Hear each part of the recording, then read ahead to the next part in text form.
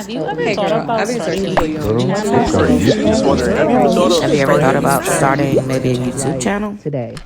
All right, here we are, and here is the real tea. I am starting a YouTube channel from scratch. The crazy part is I feel like I can hit 1K YouTube subscribers before the end of the year. You were wondering, I have 0 YouTube followers right now, but I've got a plan. And of course, I'm going to take you guys along the journey with me. Because let's be honest, I am a manifesting master. This time last year, I said I wanted to reach 150 TikTok followers before the end of the year. And before I could even post that video, I had reached my goal. At the beginning of the summer, I said that I wanted to be signed to an influencer agency and I wanted to make at least 40K. Y'all remember a couple months ago when I challenged myself to make 40K in brand deals by the end of the summer? Well, spoiler alert, we hit our goals, babes, and here's exactly how you can do the same. So now in Q4, it's time to tackle the YouTube beast. So if you're trying to grow your channel or you just want to follow along, don't forget to hit that subscribe button. Now let's get into the fun part. Let's break down exactly how I'm going to do it. And by the end of this video, I'm going to convince you that you should start a YouTube channel too. So feel free to steal my strategy. Step 1 is about expanding on my current short form content that's I already post on TikTok and Instagram. Let's not reinvent the wheel here. Why not repurpose that same short form content, slap about 10 more minutes worth of information on it, and then post it here on YouTube.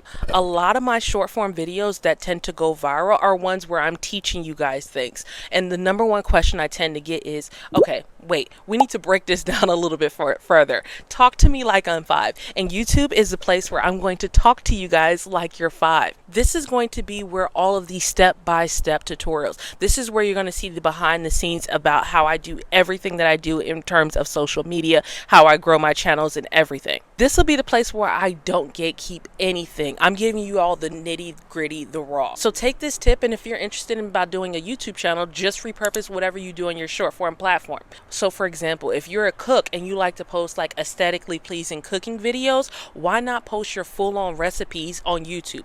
Another example, if you're into, I don't know, beauty and you're into like the transitions and you like doing beauty hauls, why not do a more in-depth haul where you can give your genuine first impressions and first reactions on every single piece of product, and then you can also do a step-by-step tutorial on all of your makeup looks. Now if you guys need any more ideas on how you can repurpose your short form into long form, just let me know in the comments and I'll come up with more ideas depending on whatever your niche is and what you currently already post. Now by doing this strategy, you're going to keep your audience engaged. You're also going to be building authority in your niche because you're talking about the same topic on a bunch of different platforms. So when somebody sees me on TikTok, then they see me on Instagram, then they see you on YouTube, they're like, oh shit, this person knows exactly what they're talking about, so why not follow them? It's literally what I'm doing in this exact video right now, which I mean, if you're following me on Instagram, you would have known that already. I mean, come on, we can be besties on multiple platforms. And so if I'm going to repurpose my short form video into long form content, why not cross promote as well?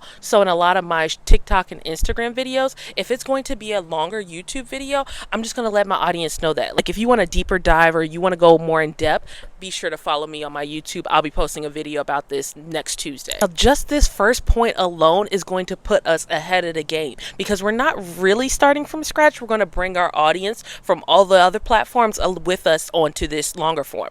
Now this is usually where people drop the ball and they don't see the growth that they expect or the growth that they want, but not me, babes. I'm going to commit to posting 2 YouTube videos per week. And then to go with those YouTube videos, I'm going to be posting 3 shorts per week. Even if I'm tired, even if I'm on vacation, even if the lighting is off, y'all are going to get these YouTube videos. The value is still going to be there. Now the lighting may be a little tricky, but the value is going to be there, and that's for sure. Now to help with this consistency, a lot of you guys already know this, but batch creating is going to be my Achilles heel.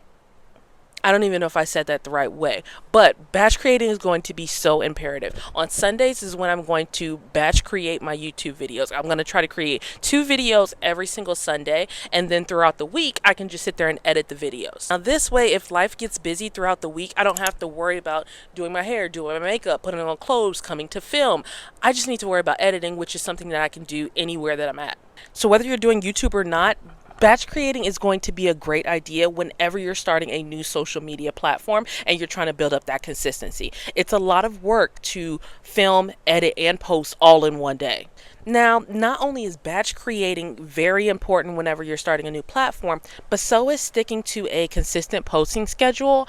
Like for me, I've already decided that I'm going to be uploading every Tuesday and Friday. So that way my audience knows on Tuesdays they're thinking like, oh shoot, Brianna came out with a new video. And then on Fridays, while they're getting ready to go out with their girlfriends, they're like, oh shoot, Brianna just posted a new video. I want to think of my content like a TV show that airs at the exact same time every single week. Next up we have the intro. YouTube is brutal if you don't hook people in within the first couple seconds. Not even the first couple seconds. If you don't pull somebody in with a thumbnail, it doesn't matter how good your video is on the back end if somebody doesn't actually click on it. Not only will my hooks be super engaging, my thumbnails, yeah, that's where I'm going to spend 90% of my time, is making sure I have the ideal thumbnail that tells my viewer instantly what it is they're about to get when they click on my video. Now, one pro tip that I got from a friend who already has 500,000 subscribers is to make sure that your thumbnails are super clean, super simple, but also accurately describe what your video is going to be about. Days of clickbait are gone, baby. And y'all know I love a good strong hook or intro to instantly pull in your viewer. So I'm going to hit my audience with a bold statement or a promise. For example, you're doing X wrong, but I'm going to show you exactly in the next 15 minutes how to fix it. Or something like, the reason why Y is not happening for you is because of X. You see, instant problem solution type of hook. And we're talking visuals from the jump. I mean overlays, I mean text, I mean sound, I mean every single editing feature that we have access to is going to be getting thrown in my video. Every single editing tip that I have that you guys love me doing on my short form, I'll be pulling into here as well. See, the thing that I noticed with YouTube is that it's all about keeping your viewer constantly engaged. On short form, because it's only a couple 30 seconds, it's not hard for me to watch a 30-second video, but a whole 15-minute video, if you're not constantly visually stimulating me, I'll probably scroll off. I like to present content out to my audience the way I like to receive it. And the last thing I'm gonna say about the intros is it's always a good idea to do like a little sneak peek. So that way your viewer not only knows what they're going to view or know what they're going to watch from you, but then they also get a preview on like how it is that you're going to do that. People really like when they know what they're going to get right up front. Okay, step 4. We're talking share everywhere. My YouTube videos are not just going to stay on YouTube. I'm posting them on TikTok, Instagram, Facebook, Twitter, Threads, Lemonade. I don't even have Threads, Lemonade, Twitter, or Facebook, but you guys get what I mean. Anywhere my audience is hanging out is where my content is going to go. So you know how earlier we talked about how the short form video is going to be now extended to long form? You can kind of do the same in reverse. So once you have the long form video, you can then break that down into short form. That way it seems like you're posting way more consistently, constantly giving value, when all you're really doing is ping-ponging back and forth. But it's like the best cheat code to content creation, I swear. Now let's get into the scary part about sharing everywhere. The part that's scary for me is like, you also need to create a system of people who will help you promote stuff. And so the best way that I can think of that is to get on podcasts. Connect with people who can help you promote your channel. Now this is the scary part that I feel like is really going to help us level up. We're going to reach out to other creators and podcasters to collab. Ew, I know. As an introvert, it's so nerve-wracking trying to like collab with other creators, but you gotta do it. I was on 2 podcasts 2 weeks ago, and then I have 2 more podcasts that I'm going to join in 2 weeks. And having that extra exposure is definitely what helps. Like the little bit amount of followers that I have right now on YouTube came from those 2 podcasts. Okay, so let's get into our last step, step 5, and this is probably the most important step. We are going to engage like crazy. We're not just posting and ghosting here. Every YouTube comment is going to get an actual response. My theory is that it only takes 2 comments to get somebody to follow you. If somebody leaves a comment, you respond to that comment, asking them a question or providing advice or giving your input, and then they go and respond again, 99% of that time, that person is not only just going to respond, but they're going to follow you. A lot of people on socials don't respect a response or a comment back, which I think is so weird. And a lot of times people comment and be like, oh shoot, I didn't think that you were going to respond.